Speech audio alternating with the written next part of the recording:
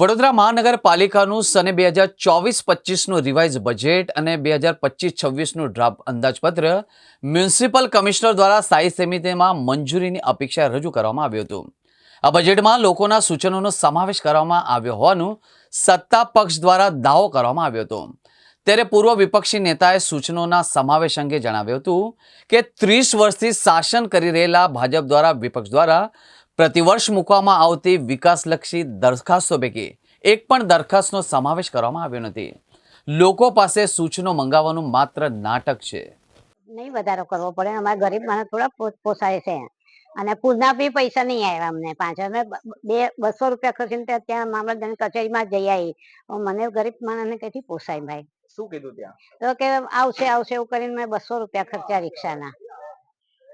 અચ્છા, તમે senior citizen છો તો રોડ રસ્તા બી બરાબર હોવા જોઈએ ને, કારણ કે પડ્યા હોય તો અમારું કોણ કરે? કોઈની આવક નથી, કોઈની જાવક નથી ભાઈ. हम लोग देख रहे हैं कि बस ये हमारे जो सिद्धार्थ के बाजू में विश्वामित्री जा रही है ना, उसको बिल्कुल वो लोग कंप्लीट कर दें कि दूसरी बार हमारे यहाँ पूर नहीं आए, फ्लड नहीं आए, और हम लोग को जो तकलीफें हो रही है हर फ्लड में, इतना साफ करना, फर्नीचर बिगड़ना, वो बस नहीं हो. आप जो भी करो हम लोग के लिए, सिद्धार्थ वालों के लिए कुछ अच्छा करो बस. जो पानी का जो चार्ज है वो भी अब बढ़ा दिया है. कोई प्रॉब्लम नहीं है हमको, पर हम लोग को फैसिलिटी मिलनी चाहिए उतनी. दूसरा क्या आप क्या हम लोग के जो फ्लड के पैसे आए थे बीच में, वो अभी तक हम लोग को मिले नहीं है. हम लोग बहुत बार मामलतदार की ऑफिस में गए, पर वहां से कोई अच्छी तरह रिप्लाई देता नहीं है. वो भी हमको मिल जाए तो अच्छी बात है. क्या बोलते हैं वो लोग? वो लोग बोलते हैं कि आपको क्या जरूरत है पैसों की, आपके तो वैसे भी नुकसान इतना होता है, उसमें ये 5000 गिन लो. 6200 કરોડનું જે મળ્યું છે, મંજૂર થયા છે, તે આપણે માટે શું થયા છે?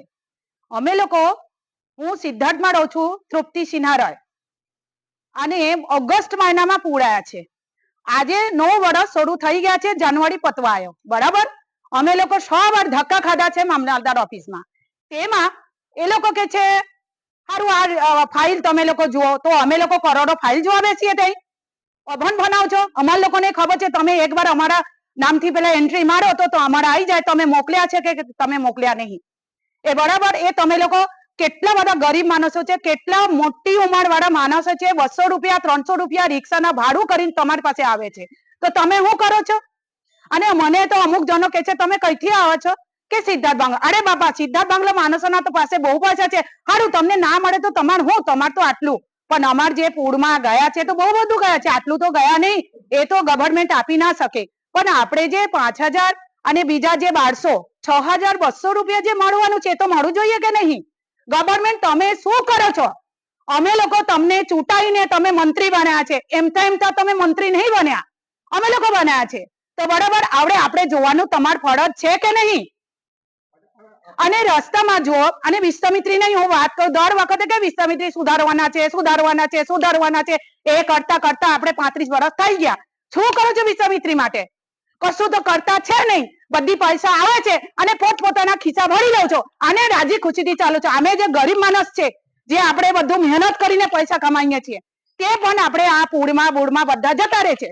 તમે શું કરો છો આપણે માટે? આ પાણીના વેરામાં બી અને પાણીના, અને તમે જો 1 મહિના તો બિલ આયા નહીં, બીજા મહિના એટલું વધારે ઉચકીને બધું બિલ આયા. અમે ના ભરીએ તો અમાર મકાનનું રેડ લાઇટ કરી દિયા જાય. તો એવું કેવું? આવું હોવું જોઈએ ગવર્મેન્ટને. તો આવો હોય તો અમે આવતા વર્ષે ચૂંટણીમાં કશું વોટ આપવાના નહીં. અમે વોટ બોયકોટ કરીશું. તમારે જે કરવાનું હોય તૃપ્તિબેનના નામથી બધું લગાડી દેજો દરેક જગ્યામાં. અમને જે પાણીનું વેરો ને આ જે પૂરતી વ્યવસ્થા નથી મળતી, વેરો વધારે તેની ચિંતા નથી, પણ જે સુવિધાઓ મળવી જોઈએ તે તો મળી જોઈએ. આજે રોડ આ કેટલા વર્ષથી આ ડાયવર્ઝન માટે કર્યું છે, નીચે ઉતરવા માટેનું. આ અગર કેટલા એક્સિડન્ટ થાય છે તે એમને નહીં દેખાતું. કઈ જગ્યાએ? હવે આ પુલ ઉતરીને તરત જ આપણે અજીતાનગરના કોર્નર પર 4 રસ્તા ભેગા થાય છે, એમને બાયપાસ આપવાનું નક્કી કરેલું છે. આજનું નહીં, વર્ષો થઈ ગયા એ વાતને તો, પણ આઈને જોઈને જતા રહે છે ભાઈ, તો કોઈ કશું કરવા જ તૈયાર નહીં. અને નદીમાં paણી શું કરે છે અત્યારે? ખાડા હજુ જોયે હવે એવા ભરેલા છે. વિશ્વામિત્રીનું પાણી તો દર સાલ આવે જ છે. એવા પ્રોજેક્ટ ના પૈસા બધા વાપરીને એમના ખિસ્સા ભરે છે. બાલ શુક્લા દવે હોત તે 10,000 કરોડ ઠાલ્યા હતા, એ ખાઈ ગયા. એ પૈસા બધા જાય છે કઈ? એ સરકાર જુઓ છે ખરી? સરકારને કશું મંજૂર કરી દીધા, જાઓ આટલા કરોડ પ્રોજેક્ટ માટે આલ્યા તમને. આ પૂરું આવ્યું હતું એમાં પૈસા મળ્યા તમને? અરે પૂરા આવ્યું તેમાં પૈસા તો મળ્યા નહીં, અમને મળ્યા નહીં. 70% જો મળ્યા હોય તો 30% પાણી નથી આવ્યું સિદ્ધાર્થમાં, તો 30% નથી મળ્યું. હવે એ બધા પૈસા જયા કઈ? એ એવા ખાઈ ગયા, કર્મચારીઓ જ ખાઈ જાય છે. અને તઈ જઈએ તો મામલતદાર કચેરીમાં જવાબ શું આલે છે કે આ તમારી રિજેક્ટ ફાઇલ છે, અને રિજેક્ટ થયું કયા કારણસર અમને એ બતાવો ને. તમે તમારા કોમ્પ્યુટરમાં ડેટા એન્ટ્રી નાખેલી છે, તો આ મકાનને નથી મળ્યું એ તરત મળે કે ના મળે એ અમને જોવું નહીં. બસ તમારે બધા ફાઇલ જોઈ લો. એટલે એટલી બધી ફાઇલો અમે જોઈએ તો એ અમે નવરા થોડા છે ને, દેખાય ના અમે એવા તો ધીરાજીના અક્ષર હોય. હવે એ પૈસા એ લોકો ખાઈ ગયા છે, કર્મચારીઓ જ ખાઈ જાય છે. અને હમણાં ગરીબોને અમારું જે નુકસાન થયું છે તેનું તો કોઈ અમે જોવા, કોઈ અધિકારી જોવા હરખો નહીં આવ્યો અહીંયા કે ભાઈ તમારે કેટલું નુકસાન થયું. હું જોયું મારે 70,000 થી 80,000 રૂપિયાનું નુકસાન થયું છે. બીજું ઘરનું તો જુદું, આ મારો ગાડીઓને એ જ નુકસાન થયું એટલું થયું. બીજું ઘરમાં તો હજુ રિપેર કરાવવાનું પડ્યું. આ જે બજેટ કરવામાં આવ્યું એમાં કશો જ દેખાતું નથી, કારણ કે જે પૂર આવેલું વડોદરામાં એ ઘણા ટાઈમથી આવી રહ્યા છે, વારે ને વારે આવી રહ્યા છે. વિશ્વામિત્રી ઘણી વખતે દોરડાને દૂરો કરવા માટેની પ્રયત્ન કર્યા પણ એ થયા નથી. જે બજેટ પહેલા બી ફાળવવામાં આવેલું વિશ્વામિત્રીનું એ પૈસા કઈ ને કઈ ખવાઈ ગયેલા લાગી રહ્યા છે. બાલાજી વાળાએ બી દબાણ કરેલા છે, એ રીતે ઘણી જગ્યાએ દબાણ થયેલા છે. આ વખતે જયારે પૂર આવ્યું ત્યારે સરકારે જે બકેટ ડોલ આપવાનું કીધેલું, જે લોકોને પૈસા આપવાનું કીધેલું, એ લોકોને કોઈને પૈસાનું વળતર મળ્યું નથી. બીજી ઘણી બધી રીતે જે કચરાની ગાડીઓ અમુક જગ્યા પર આવતી નથી, એ રીતે બધા જે વગર કામના પૈસા જે વેડફાઈ રહ્યા છે, એ જો વેડફાય ના હોત ને અત્યારે જે કર વધારવામાં આવ્યો છે, જે 250 થી 500 રૂપિયા 700 રૂપિયા સુધીનો ટેક્સ વધારવામાં આવ્યો છે, તે વધારવો ના પડતો હોત. જેમ કે તમે આ દીપક ઓપન થિયેટર છે, એમાં ગયા વર્ષે 6 કરોડ રૂપિયા બજેટ ફાળવેલું હતું, એ અત્યારે બંધ પડી રહ્યું છે. એવી રીતે આવાસ યોજનાઓમાં ઘણા 1200 જેવા ઘર ખાલી પડી રહ્યા છે. ખુલ્લી જગ્યાઓમાં પ્લોટિંગ જે હતું એમાં કોઈ ને કોઈ ઉપરના લેવલના લોકોએ દબાણો કરી લીધા છે. એવી ઘણી જગ્યાઓ છે જ્યાં કોમર્શિયલ દુકાનો છે અને રેસિડેન્સીનો ટેક્સ ભરીને કરીએ છે. એવા કારેલીબાગમાં આનંદનગરમાં બી આનંદનગર જે છે એમાં રેસિડેન્સી છે અને બધી દુકાનો ઓપન કરેલી છે. કોર્ટમાંથી આદેશ થયેલા છે ખાલી કરવાના, પણ કઈ ને કઈ પૈસા ખવડાવીને બધું બંધ કરાવી દીધેલું છે. L&T નો બ્રિજ બી ગયા વર્ષે મંજૂર કરેલો, LED નો પણ થયેલો, એમાં બી પૈસા ખવાઈ ગયા છે, એ કશું કામ થયું જ નથી. રસ્તાઓ તમે જુઓ ત્યારે ત્યારે દર 6 મહિને વર્ષે તમારે દર વખતે ડેરેટ લાઈન કરીને દર વખતે ખાડા ખોદીને તમે લોકો રસ્તા બ્લોકેજ કરો છો. એ રીતે સરકાર આ રીતે પૈસા ખાલી રોડ બનાવવામાં જ વાપરે છે, બીજા કશામાં વાપરી જ નહીં રહી. એટલે ખાલી દિવસે તારા જ બતાવે છે. દિવસે તારા જ બતાવે છે, લોકોને ખાલી અંધારામાં જ રાખવા છે એવું છે સરકારને. ગત વર્ષમાં કોર્પોરેશનના મોટા મોટા ભ્રષ્ટાચાર બહાર આવ્યા. મોટનાટની દુર્ઘટનામાં 12 જણે જીવ ગુમાવ્યો. વડોદરા શહેરમાં ખૂબ મોટા ભ્રષ્ટાચાર થઈને આખી નદી, કોતરો અને તળાવો પૂરી દેવામાં આવ્યા, જેના લીધે અભૂતપૂર્વ પૂર આવ્યું, જેમાં 25,000 કરોડથી વધુનું નુકસાન થયું. ચૂંટણીનું વર્ષ છે તો સ્વાભાવિક છે હવે બજેટ તો લોકોને ગેરમાર્ગે દોરીને ચૂંટણીલક્ષી હોય એમાં કોઈ પ્રશ્ન ના હોઈ શકે. 30 વર્ષના ભારતીય જનતા પાર્ટીના શાસનમાં પહેલી વખત ઇન્ક્લુઝિવ બજેટની વાતો કરે છે અને લોકોના અભિપ્રાય લેવાની વાત કરે છે. પણ અમે 30 વર્ષથી વિપક્ષ તરીકે દર વર્ષે 450 થી 500 સૂચનો આપીએ છીએ, દરખાસ્ત ચડાવીએ છીએ. સૂચન બી નહીં, અમારી તો દરખાસ્ત હોય છે કે આ કરવું જોઈએ શહેરના હિતમાં. પણ આટલા વર્ષમાં અમારી કદાચ એક દરખાસ્ત માન્ય નથી રાખી. વિપક્ષની પાસે એક બી સારું સજેશન ન હોય એવો અહમ રાખનાર આમ નાગરિકોની સૂચનો મંગાવવા મજબૂર થાય એટલી હદે વડોદરા શહેરમાં એ લોકો એક્સપોઝ થઈ ગયા છે. દર વર્ષે પિરિયોડિકલી તમે જોશો પાછલા તમામ બજેટ તો 500 કરોડની આસપાસના ઇન્ક્રીમેન્ટ બજેટના કદમાં હોય છે. અને તમે જે એક બજેટ જોશો તો દર વખતે જે પુરાંત કેરી ફોરવર્ડ થાય છે એ બી વધતું રહે છે. આ વર્ષે બી 2400 કરોડ કે 2500 કરોડનું તો પુરાંત જ છે. એક્ઝેક્ટ ફિગર્સ મને યાદ નથી કારણ કે હજી બજેટ ધ્યાનથી સ્ટડી નથી કર્યું. એનો મતલબ ઇફેક્ટિવ બજેટ તો એ જ પાછું 3500-3600 કરોડે આવીને ઊભું રહ્યું, જેમાંથી લગભગ 2100 કે 2000 કરોડ રૂપિયા સીધા મેન્ટેનન્સ અને એડમિનિસ્ટ્રેટિવ કોસ્ટમાં જશે, સેલરીઝમાં જશે. ખુદ કોર્પોરેશન કહે છે કે છેલ્લા 10 વર્ષમાં ઓન એન એવરેજ અમે 700 કરોડના કામ કર્યા, બજેટની સ્પીચમાં કહ્યું. તો પછી પ્રોજેક્શન દર વખતે 1800, 1700, 1500 કરોડનું કરવાનો મતલબ શું? અત્યાર સુધી કોર્પોરેશનમાં 611 કરોડ રૂપિયાનો ખર્ચ થયો હોય કેપિટલ કોસ્ટમાં વિકાસના કામોમાં, અને પ્રોજેક્ટ એવું કરવામાં આવે છે કે 1400 કરોડ સુધીના કામ, 1500 કરોડ સુધીના કામ અમે માર્ચ એન્ડ સુધીમાં પતાવી દઈશું. તો આ ફિગર્સ જ રિયલિસ્ટિક નથી લાગતા અને નાગરિક બી સમજી શકે. 9 મહિનામાં જો તમે 611 કરોડનું કામ કર્યું હોય તો આવનાર બીજા 3 મહિનામાં તમે સીધા 1200-1500 કરોડ રૂપિયા કેવી રીતના વાપરવાના છો? It is impossible.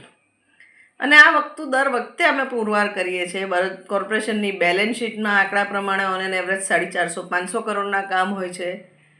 એમની બજેટ પ્રમાણે 700 કરોડના એવરેજ કામ હોય છે, પણ પ્રોજેક્શન હંમેશા 1800-2000 કરોડના ડેવલપમેન્ટ વર્ક્સના હોય છે. આ વખતે બી થયું છે. આ વખતે તો પાછું 6050 કરોડના કામ પાઇપલાઇનમાં છે એ રીતના બતાવવા, એટલે 611 કરોડના કામ થઈ ગયા છે, 2020 કરોડના કામ ઓનગોઈંગ છે, બીજા 1800 કરોડના કામ પાઇપલાઇનમાં છે, અને નવીન કામો બીજા કંઈક 1800 કરોડના, એમ કરીને 6050 કરોડના કામનું પ્રોજેક્શન કર્યું છે. અને એઝ ઇફ જે પ્રપોઝ કર્યા છે તમામ કામ કરી દેવાના છે, તો આ 6050 કરોડનું તો બજેટ જ નથી. આવનાર 4 વર્ષનું બજેટ ભેગું કરીશું તો બી એટલું બજેટ નથી થવાનું. એટલે બધા અનરિયાલિસ્ટિક ભ્રામક કામો આમાં બતાવ્યા છે. લોકોને ખુશ કરવાના કામો છે. કહેવામાં એવું આવે છે કે નાગરિકોના 80% સૂચન લીધા. તો આપના મારફતે જાહેરમાં ચેલેન્જ કરું છું કે અમે જે દરખાસ્ત ચડાવીએ એની 80% નહીં તો કમસે કમ 8-10% દરખાસ્ત શહેરના હિતમાં જ હોય છે. ચર્ચા કરીને એ બી માન્ય રાખશો એવું આપના માધ્યમથી ખુલ્લી ચેલેન્જ આપું છું. કારણ કે અમારી જે બી દરખાસ્ત હોય છે ચોપડી ખોલીને જોઈ લો, છેલ્લા 30 વર્ષની તમામ ચોપડીઓ ખોલીને જોઈ લો. એક બી જે અમારી દરખાસ્ત હોય છે એમાં કોઈ પર્સનલ નહીં, તમામ શહેરના હિતની અને ખૂબ ચિંતન કર્યા પછીની દરખાસ્ત હોય છે, જે વાંચ્યા વગર જોયા વગર સીધી વોટિંગ કરીને ઉડાવી દેવામાં આવે છે. તો આ સત્તાના નશામાં ચૂર ભારતીય જનતા પાર્ટીનું જે બજેટ છે 100% ચૂંટણીલક્ષી છે. વેરો વધારે નથી કર્યો એવું કહે છે, પણ પર હેડ ઓન એન એવરેજ દરેક ઘરમાં 500થી 750, 1500 રૂપિયા સુધીનો વેરો વધ્યો. એ તો ખાલી સફાઈ ટેક્સમાં વધ્યો. વાત એવી કહેવામાં આવે છે સફાઈ ટેક્સની અંદર પ્રેઝન્ટેશનમાં કમિશનરશ્રીએ જવાબ આપ્યો કે વડોદરા શહેરના આઉટસ્કર્ટ સુધી હવે ગાડીઓ જશે સફાઈની, તો આઉટસ્કર્ટ્સના વેરા બી આવે છે, આઉટસ્કર્ટના વિસ્તારની આવક બી આવવાની છે. એ બધું બેલેન્સ કરીએ તો સીધા સફાઈ વેરા ડબલ કર્યા છે, તો કોઈ ડબલ બે ટાઈમ તો ગાડી નથી આવવાની, સફાઈ તો એની એ જ રહેવાની છે.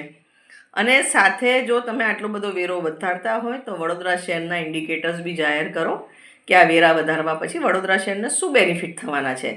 ને અને કદાચ એવું બી થઈ શકે કે આ વધારવા ખાતર એક નાટક અત્યારે પ્રપોઝ કર્યું હોય વહીવટી વિંગે, અને સંકલનમાં ચર્ચા કરીને સ્થાયી સમિતિ એને સીધું ઉડાવી દેશે અને ચૂંટણીના વર્ષમાં અમે લોકો પર વેરો ના વધવા દીધો એવું પ્રોજેક્ટ કરશે. વડોદરા શહેરમાં ભારતીય જનતા પાર્ટીનું 30 વર્ષથી એક હતું શાસન છે. 30 વર્ષના શાસનમાં કેટલાય બજેટ બહાર પડી ગયા, કરોડો રૂપિયાના બજેટની વાતો કરવામાં આવે છે. આ બજેટની અંદર વરસાદી ડ્રેનેજથી લઈને પીવાના પાણીના પ્રશ્નો, બીજી પ્રાથમિક સુવિધાઓ, ગટરની સુવિધાઓ, રોડ રસ્તા સારા બનાવવાની સુવિધાઓ, અનેકની ચર્ચાઓ થાય છે અને કરોડો રૂપિયા બજેટમાં ફાળવવામાં આવે છે. તો પણ વડોદરા શહેરમાં જુઓ છો કે રોડ રસ્તા એક ખડોદરા બની ગયા છે. વડોદરા શહેર સંસ્કારી નગરી ભુવા નગરી બની ગઈ છે. વડોદરા ખડોદરા થઈ ગયું છે. વડોદરા શહેર મચ્છર નગરી બની ગઈ છે. આરોગ્યના પણ પૈસા ફાળવવામાં આવે છે, પરંતુ વડોદરા શહેરના નાગરિકોને સમયે સમયે મચ્છરો અને આરોગ્યને લક્ષી અનેક મુદ્દાઓ ઉપસ્થિત થાય છે. જોવા જઈએ તો જ્યારે બજેટ બહાર પાડવાનું છે ત્યારે સત્તાધીશો ગાંડા ગેલા થઈને વડોદરા શહેરની જનતાના આ વેરાના રૂપિયા છે. બજેટ એટલે કઈ આ મેયર, ચેરમેન, કમિશનર નથી. આ બજેટ એટલે વડોદરા શહેરના જનતાના રૂપિયા કેવી રીતે આવશે, એને કેવી રીતે વાપરવાના, આ મુદ્દો છે. પરંતુ નાગરિકોને કોઈ સમજ ન હોવાનું મને લાગી રહ્યું છે. તો આ બજેટમાં એ રીતનું કામ કરવું જોઈએ કે લોકોને સુવિધાઓ મળી જાય. વડોદરા શહેરમાં હાલમાં જે વિશ્વામિત્રી નદીમાં પૂરના પાણી આવ્યા, હજુ સુધી અનેક નાગરિકોના એ પૂરના પાણીના પૈસા મળ્યા નથી, નાણાં મળ્યા નથી. મામલતદાર કચેરી જાય છે, વોર્ડ ઓફિસોમાં જાય છે, કમિશનરને મળે છે, પરંતુ આ નાણાં હજુ સુધી મળ્યા નથી. જો તમે બજેટ ફાળવતા હોય તો આ રાજ્ય સરકાર પણ નાણાં ફાળવે છે, તો આ નાણાં નાગરિકો સુધી પહોંચવા જોઈએ. બજેટ કહીને જનતાને ઉલ્લુ બનાવતા આ કમિશનરો, આ મેયર, આ ચેરમેન 30 વર્ષના બજેટમાં વડોદરા શહેરને શું આપ્યું છે? એટલે ક્યાંક ને ક્યાંક બજેટના નામે જનતાને ઉલ્લુ બનાવી, જનતાને ગુમરાહ કરવા, પરંતુ બજેટના નાણાં જે જનતાના વેરાના નાણાં છે એ વ્યવસ્થિત વપરાય તેવી અમારી માંગ છે.